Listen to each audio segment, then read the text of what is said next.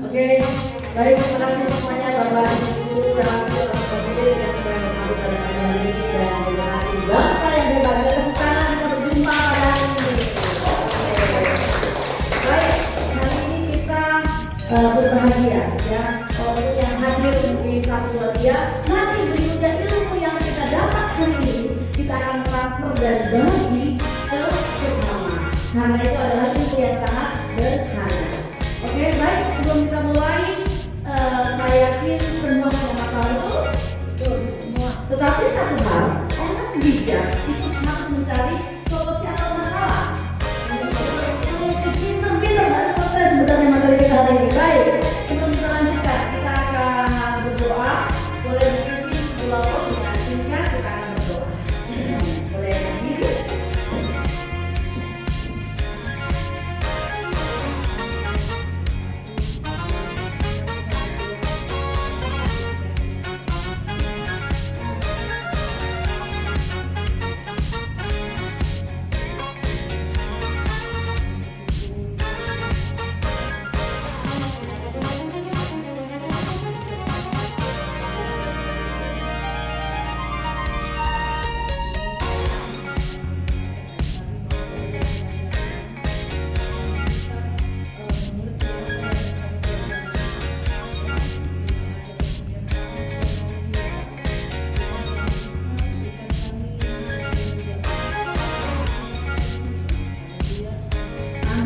Baik, terima kasih.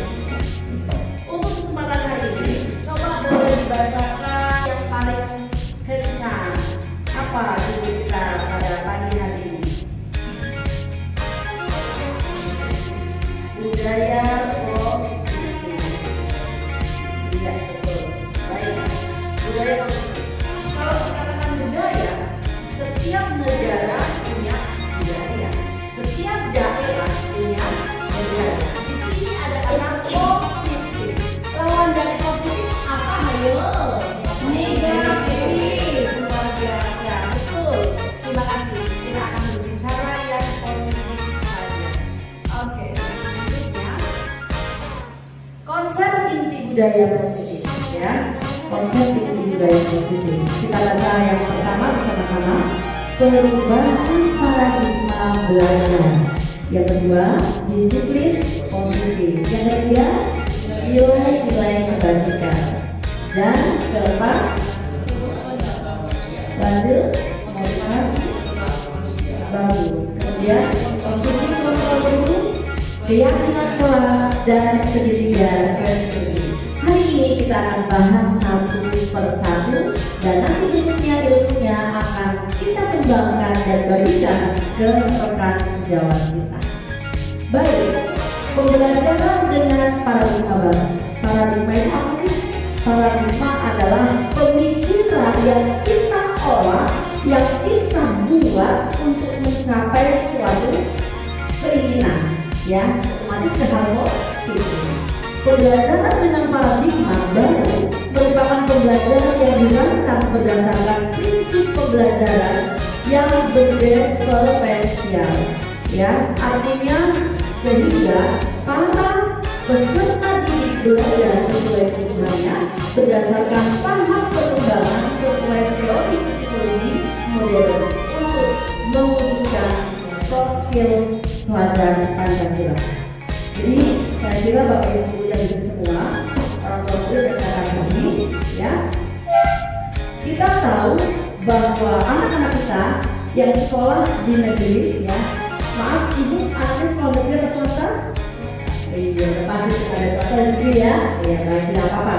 Nah, ada yang namanya profil Pancasila, artinya tidak lepas dari prinsip-prinsip yang sudah dituangkan dalam isi Pancasila.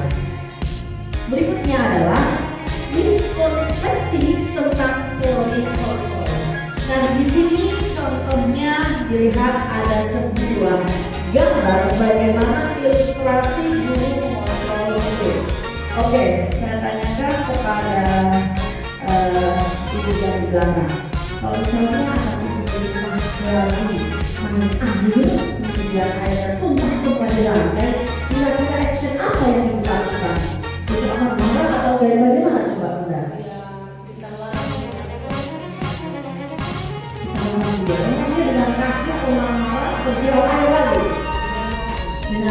kasih, luar biasa. Terima kasih, tepuk tangan buat tim kita sampai sini, hebat ya, dengan kasih. Baik, kemudian ilustrasi bahwa semua penguatan positif, efektif dan bermanfaat. Tapi kadang kita lupa bahwa hal-hal kecil, ya hal-hal kecil memberdayakan budaya positif secara lupa. Oke, sebelumnya ini ada kertas ya. Sebelum saya lanjutkan, relax, sabar. Nanti hadiahnya seperangkat alat ya. Baik, ini ada kertas. Nanti sudah boleh ambil pulpen sambil dipersiapkan ya. Kira-kira ibu pernah mengalami kebiasaan, dari kebiasaan ya. Kebiasaan budaya itu apa? Misalnya menghormati suami atau saling kepada suami atau rekan kerja atau bersalam, menghormati. Nah, tuliskan saja sesuai dengan kemampuan yang kita punya. Bisa, misalnya kebiasaan ibu setiap hari memberi makan anak atau bersalaman kepada suami. Nah, seperti itu ya. Nah, pokoknya ditulis aja. Oke, ini pokoknya boleh diambil. Oke. Iya. Berarti budaya positif itu apa? Untuk pribadi dalam bekerja. Contohnya, Lutut ingin saya setiap hari tepat waktu bangun pagi. Nah, seperti itu. Nah, berikutnya adalah kita lihat stimulasi respon, ya. Ada 2 konsep di sini adalah teori kontrol dibagi juga stimulasi respon, ya. Nanti akan saya pandu, ya. Sekarang kita perhatikan lagi. Baik, realitas itu artinya kebutuhan kita semua, ya. Semua orang melihat hal yang sama. Kita mencoba mengubah orang agar berpandangan sama dengan kita. Itu stimulasi respon ya. Contoh kalau saya cubit, gimana rasanya? Sakit gak? Sakit.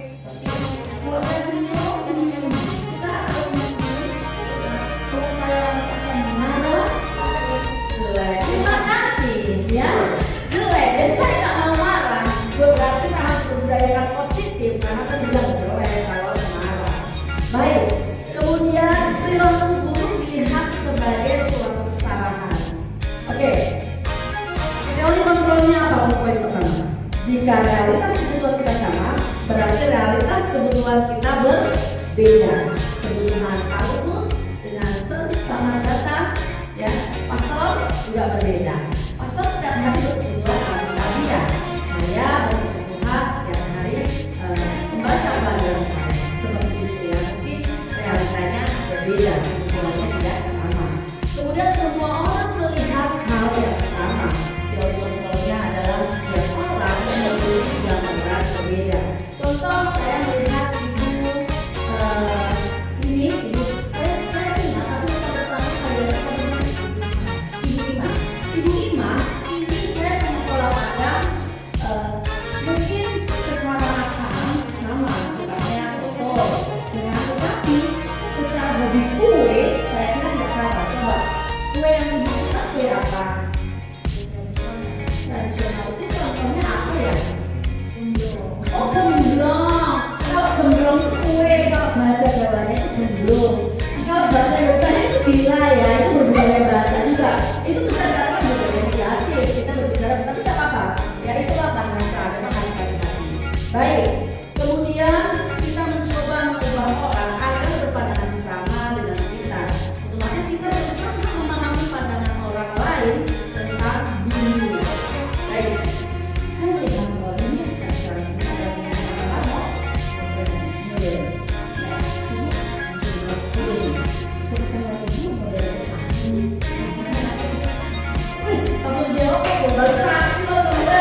Globalisasi, mobilisasi, itu sekali keren luar biasa. Tentunya kita semua mantap, baik ya.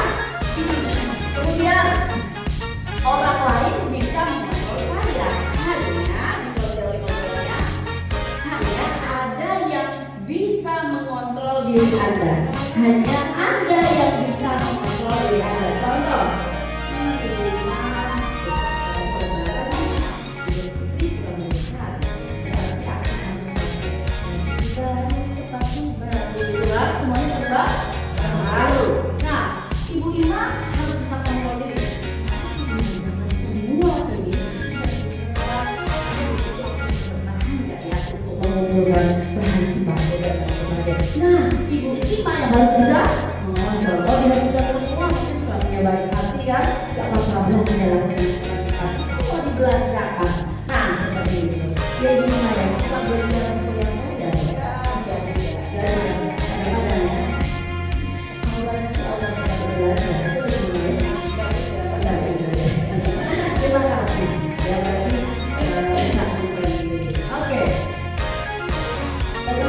pemaksaan ada saat bujukan gagal, ya. Pemaksaan ada pada saat bujukan gagal. Kolaborasi dan konsensus menciptakan pilihan baru. Ini artinya kalau saya gagal, saya adalah awal daripada itu kesuksesan yang tertunda. Jangan bilang, itu adalah awal puncak untuk mencapai hal baru. Jadi kita harus membuat pilihan-pilihan yang berikutnya. Jangan putus asa. Kemudian model berpikir menang atau kalah. Ya, dalam sebuah perlombaan, bayangkan kalau semua menang, ada yang kalah nggak? Semua menang ya. Yang namanya perlombaan masih ada yang kalah. Tapi yang namanya lomba, kita maunya menang terus tuh. Ya kan? Apalagi lomba 17 Agustusan itu. Kemarin lomba 17 Agustusan menang apa itu? Gak menang apa-apa. Tapi kamu juga lomba. Enggak juga. Nah, banyak budaya positif bersosial baik dan menang banyak masyarakat, ya. Baik. Kemudian model berpikir menang. Itulah manusia. Model berpikir kaya. Model berpikir aku bisa. Ya, kalau kita terus positif, berpikir positif dengan budaya positif, kita tidak akan pernah punya kesempatan berpikir negatif. Baik, disiplin positif. Coba ada lihat saya ini. Kira-kira coba kita apa namanya? Sebutkan namanya lagi biasanya. Iya, saya sih Ibu Salim. Ya, baik. Ibu Salim. Kira-kira dari posternya mana? Dia bukannya juga sebenarnya bukan mama. Bukan orang cenderung, ya. Disiplin berlari teratur dan patuh pada peraturan kita. Disiplin sering juga dihubungkan dengan hukuman. Baik.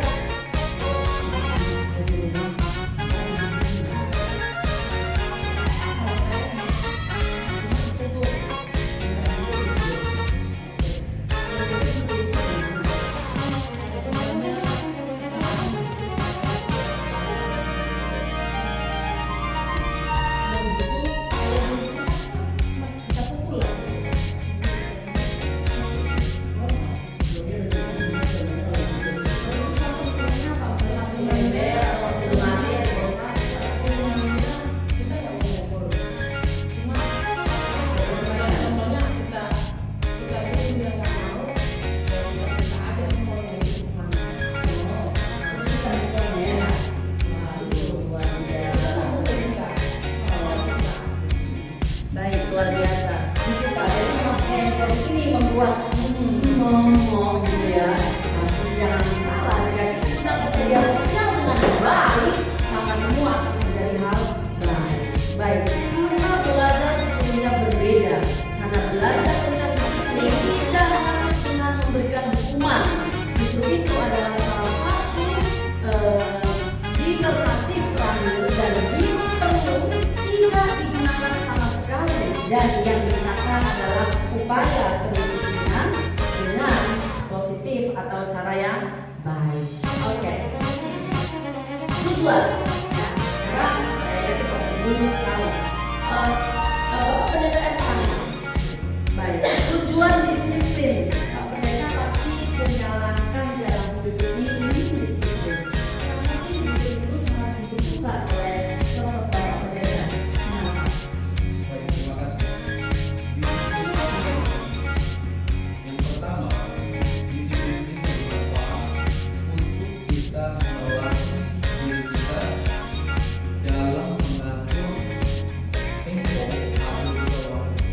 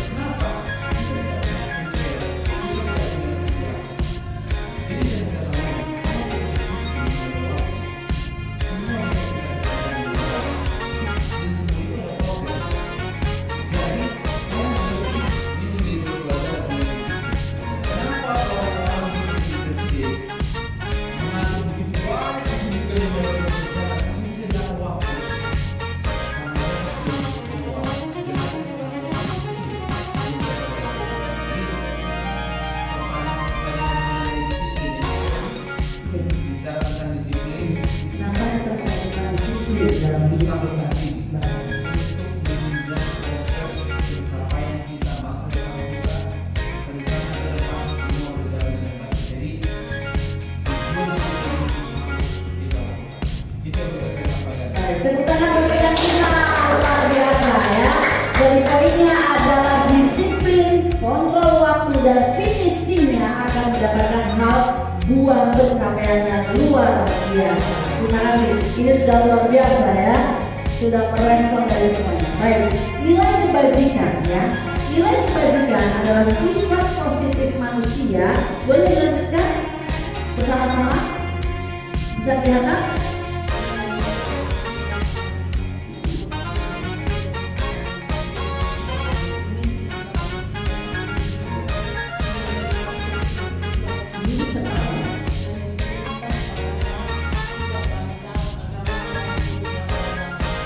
Setiap perilaku perbuatan yang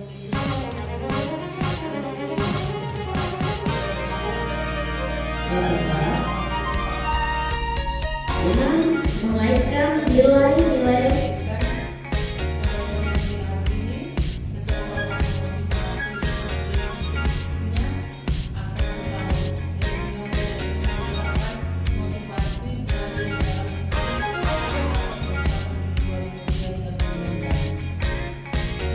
Oke, kita beri tepuk tangan. Ya karena luar biasa penglihatannya masih bagus dengan warna kuning, masih bisa membaca dengan baik. Dia akan dihasilkan pola profil pelajar Pancasila. Yang pertama, ingat ini adalah seluruh yang kita pakai di Indonesia.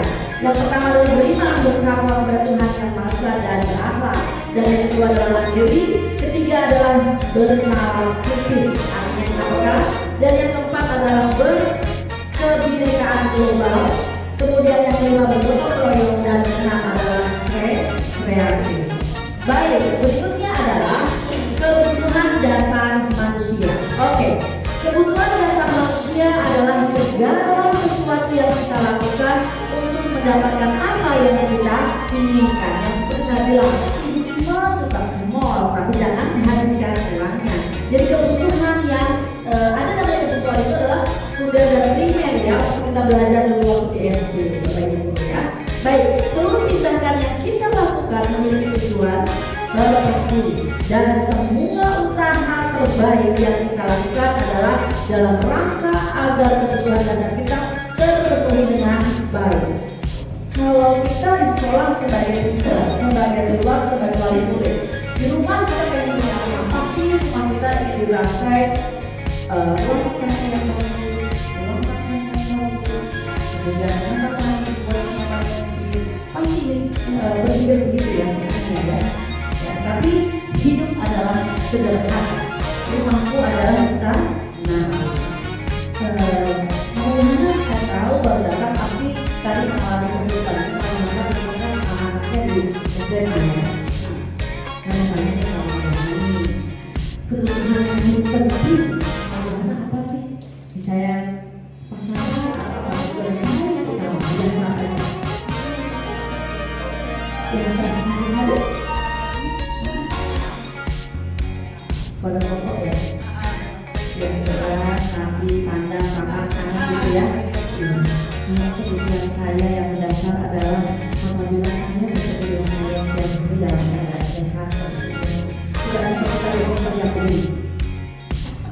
Sampai di wajahnya, ya, sudah. Di sini kalau dulu nggak ada sudah. Baik, 5 kebutuhan manusia. Pertama, kita buat ilmunya secara berkah. Terakhirnya, kita punya positivis bertahan hidup. Pernah lihat ayam enggak? Iya. Makan ayam tadi. Ya. Bayangkan, coba kalau ayam berbeda bisa melahirkan. Coba aja. Berarti konsentrasi tepuk tangan dong. Ayam konsentrasi ya. Berarti itu kalau ayam itu tidak melahirkan tapi bertelur. Oke. Pada saat dia bertelur yang menetas. Oke. Kalau menetas, pernah melihat ayam mengkari? Coba ceritakan sedikit. Yang keras suaranya. Ya, kalau mau sederhana lagi ya masuk dalam rancangan yang ada di Indonesia. Bisa jadi dia ya. Kalau juga saya bisa panggil itu kira-kira gimana ayamnya? Mana? Panggil gimana? Wow. Oh, pengalaman ya. Tepuk tangan sudah menjawab Christian. Oh, itu ya. Wah, pengalaman ya. Baik. Jadi ayam tadi bertahan hidup untuk melindungi anak-anak. Ya. Nah, di sini adalah kelima kebutuhan manusia, penguasaan, kasih sayang dan rasa yang diterima, kebebasan dan kesenangan. Masuk ini sih adalah semuanya itu bertahan hidup. Ya. Motivasi perilaku manusia. Motivasi merupakan dorongan yang timbul pada diri seseorang secara sadar atau tidak sadar untuk melakukan suatu tindakan dengan tujuan tertentu untuk menghindarkan ketidaknyamanan atau kebingungan. Murid melakukan disiplin diri karena takut dihukum.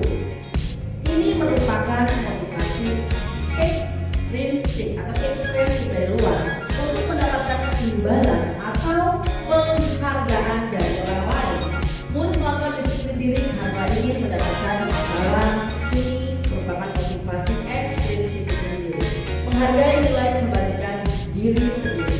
Murid melakukan disiplin diri karena sadar akan nilai kebajikan dirinya. Ini merupakan motivasi yang intrinsik. Jadi eksternal ini dari dalam. Baik. Konsep disiplin dengan identitas gagal. Coba bacakan kaidah yang keras. Hukuman 1. Menyakitkan. 2. Tidak nyaman. 3. Murid takut. 4. Memaksa. 5. Murid menyembunyikan kesalahan.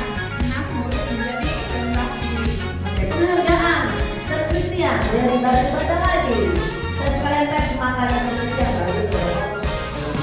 Oh benar, luar biasa. Tepuk tangan, kita tepuk.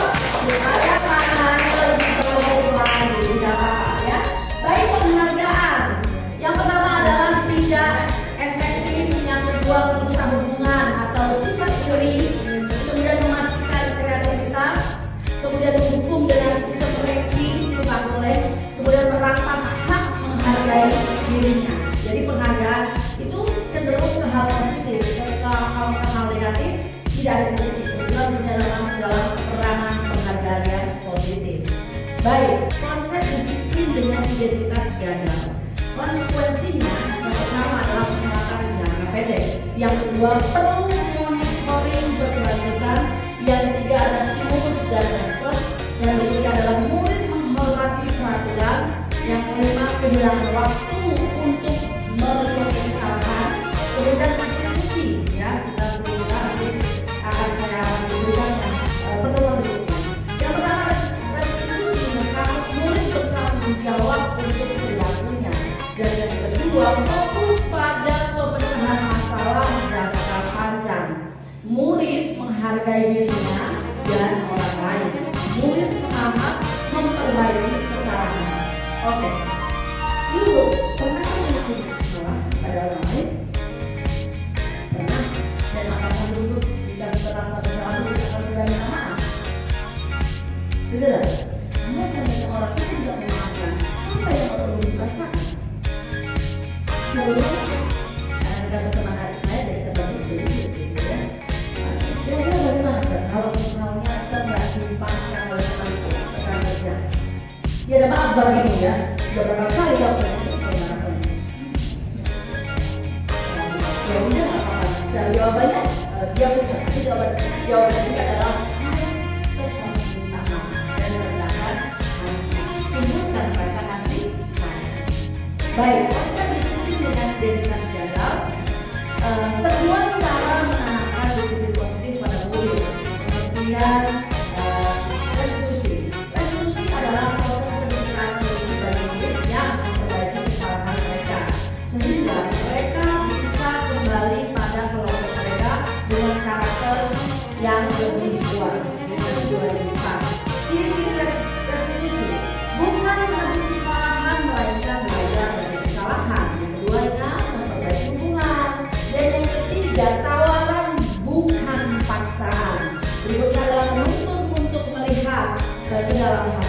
Dan berikutnya adalah mencari kebutuhan dasar dan tindakan. Berikutnya fokus pada karakter bukan tindakan.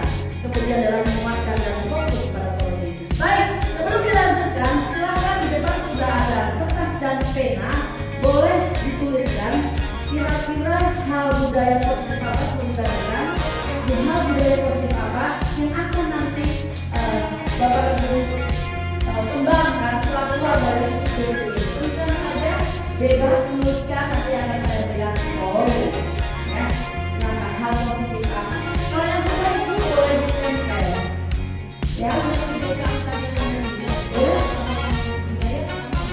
Boleh ditempel sebentar kalau supaya tulis, boleh ditempel tulis.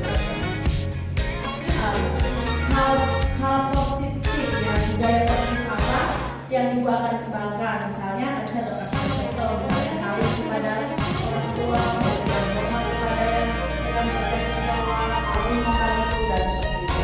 Dan sudah boleh ditempel di depan. Bisa sudah kemudian